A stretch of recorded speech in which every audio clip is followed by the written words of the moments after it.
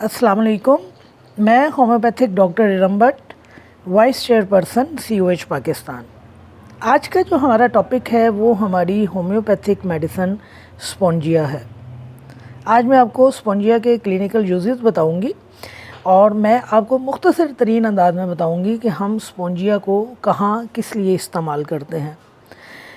मैं मुख्तसर अंदाज में बताऊंगी, लेकिन आपने ये बात याद रखनी है कि स्पॉन्जिया एक पॉलीक्रेस्ट रेमेडी है और अपने करैक्टरिस्टिक सिम्टम्स की बुनियाद पर, अपने टोटलिटी ऑफ सिम्टम्स की बुनियाद पर आप इसको कहीं पर इस्तेमाल कर सकते हैं। मैं अगर एक जुमले में बयान करूं तो मैं आपको बता सकती हूं कि स्पॉन्जिया को हम रेस्पिरेटरी सिस्टम के हवाले से, हमारे हार्ट के हवाले से और स्पॉन्जिया को हम ग्लैंड्स के हवाले से इस्तेमाल करते हैं। क्लिनिकली स्पॉन्जिया का बस यही इस्तेमाल है। थोड़ा सा मैं आपको एलेबोरेट कर देती हूँ कि स्पॉन्जिया को हम रेस्पिरेटरी सिस्टम में कहाँ इस्तेमाल करते हैं, ग्लैंड्स में कहाँ इस्तेमाल करते हैं और हम स्पॉन्जिया को दिल के हवाले से कहाँ इस्तेमाल करते हैं। स्पॉन्जिया की कुछ मेन करैक्टरिस्टिक्स हैं, जिनमें एक उसका करैक्टरिस्टिक है तमाम की तमाम म्यूकस मेम्ब्रेन का ड्राई हो जाना। इस हद तक ड्राई हो जाना कि जिस तरह एक खुश्क हड्डी होती है, बिल्कुल इसी तरह स्पॉन्जिया की जो म्यूकस मेम्ब्रेन है वो ड्राई हो जाती हैं। आपका जितना भी रेस्पिरेटरी सिस्टम है, उसकी जितनी भी म्यूकस मेम्ब्रेन हैं वो सारी की सारी ड्राई हो जाती हैं।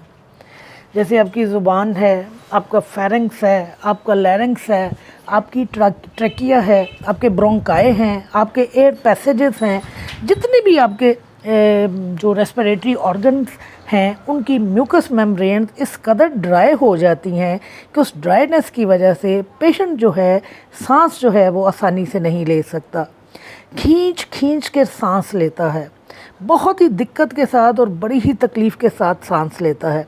जब सांस लेता है तो यूँ महसूस होता है कि जैसे किसी स्पॉन्ज के ज़रिए सांस ले रहा हो। तो ये जो ड्राइनेस पाई जाती है और ये जो सांस की दिक्कत पाई जाती है, ये स्पॉन्जिया के दायरे में आती है।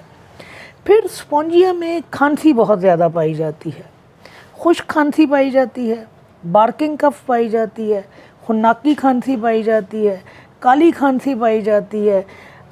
इस तरह की खांसी पाई जाती है जिसको क्रोइंग कफ कहते हैं। जैसे कि जब मुर्गा बांग देता है और बहुत तेज़ और बहुत लाउड आवाज़ निकालता है, बिल्कुल इसी तरह की खांसी जो है ये स्पॉन्जिया में पाई जाती है। और इसकी खांसी में बातें करने से, खुश्क सर्द हवा से, आधी रात से पहले सांस लेने से ज़्यादती होती है। अब हमारा जो सांस लेने का अमल है वो दो बातों पर मुश्तमिल है। एक तो हम इंस्पायर करते हैं और दूसरा एक्सपायर करते हैं। तो स्पॉन्जिया में जो ज़्यादती होती है वो इंस्पायरेशन के साथ होती है कि जब पेशेंट सांस खींचता है तो उसको बहुत ज़्यादा दिक्कत होती है, बहुत ज़्यादा तकलीफ़ होती है, सांस लेना उसके लिए बहुत मुश्किल होता है और इसके साथ फिर उसको खांसी भी लगती है। और जिस तरह मैंने आपको बताया कि इसकी खांसी जो है वो बहुत तरह की है, खुश्क भी है, बार्किंग भी है, काली भी है, क्रूपी भी है, बहुत सारी इकसाम खांसी की इसके दौरान इसमें आ जाती हैं। और इस खांसी में जो कमी आती है वो खाने पीने से होती है।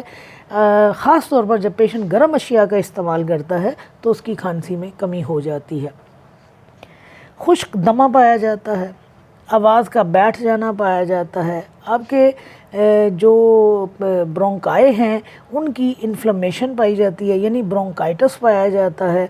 और सांस के हवाले से आप जितने भी इमराज़ आप समझ सकते हैं या आपने पढ़े हैं वो तमाम के तमाम जो है स्पॉन्जिया के दायरे में आ जाते हैं। सांस है तो आपकी ज़िंदगी है। जितना मर्ज़ी पहलवान आपके सामने खड़ा हो, जितनी मर्ज़ी उसमें क़ुव्वत हो, आप सिर्फ उसका सांस बंद कर दें, वो देखिए कितनी जल्दी ढेर हो जाएगा। तो आपकी क़ुव्वत, आपकी ज़िंदगी का इन्हिसार आपके सांस लेने के ऊपर है।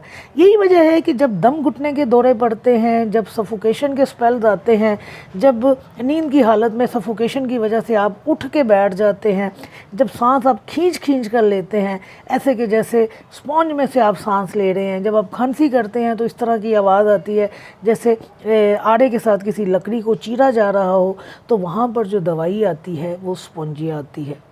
याद रखिए कि स्पॉन्जिया में बेतहाशा ड्राइनेस पाई जाती है और ये खुश्क खांसी की दवा है। इस ड्राइनेस की वजह से इसके अंदर दमा भी जो पाया जाता है वो ड्राई पाया जाता है।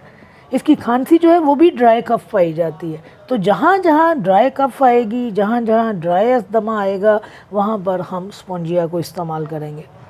इसी तरह दिल के हवाले से इस दवा का बहुत बड़ा रोल है। हार्ट अटैक पाया जाता है, एंजाइना पेक्टोरस पाया जाता है, हाइपरट्रॉफी पाई जाती है, ख़ासतौर पर राइट साइड की हाइपरट्रॉफी पाई जाती है, दम घुटने के दौरे पाए जाते हैं। दम घुटने के दौरों की वजह से पेशेंट जो है रात को उठ के बैठ जाता है, सोया हुआ होता है और सफोकेशन के स्पेल्स आते हैं, वो उठ के बैठ जाता है। फिर तेज़ी के साथ इसका दिल जो है ऊपर नीचे दरकता है और यूँ महसूस होता है कि जैसे इसका दिल जो है बाहर आ जाएगा। वेल्व की, हार्ट वेल्व की जितनी भी ख़राबी हैं वो सारी की सारी स्पोंजिया के दायरे में आती हैं। तो रेस्पिरेटरी ऑर्गन्स और आपका दिल, ये दोनों आपके सांस लेने के अमल को बनाते हैं और दोनों ख़राबियाँ जो हैं स्पोंजिया के दायरे में आती हैं। और यही वजह है कि क्लिनिकली हम स्पोंजिया का जो ख़ास इस्तेमाल है वो अपनी खांसी के हवाले से और अपने दिल के अमराज के हवाले से करते हैं। नो डाउट दिल के हवाले से इसमें जो सफोकेशन पाई जाती है या नींद से ये उठ के बैठ जाता है या नींद की हालत में इसको जो दमकशी के दौरे पड़ते हैं वो सारे के सारे लैकेसिस से मिलते जुलते हैं। लिहाजा जहाँ पर हम लैकेसिस का इस्तेमाल करते हैं, जहाँ हम दिल के अमराज में, दिल के वैल में नाजा का इस्तेमाल करते हैं, बिल्कुल पैरेलली इसी तरह हम स्पोंजिया का इस्तेमाल करते हैं। और ये जो इसको दिल की प्रॉब्लम आती है, इसके साथ बेतहाशा रेस्टलेसनेस यानी बेचैनी, तकलीफ़ दे बेचैनी जिसको कहते हैं वो, और इसको साथ में एंग्जाइटी आती है। इसके अलावा तीसरा इस दवा का जो असर आता है वो हमारे ग्लैंड्स के ऊपर आता है।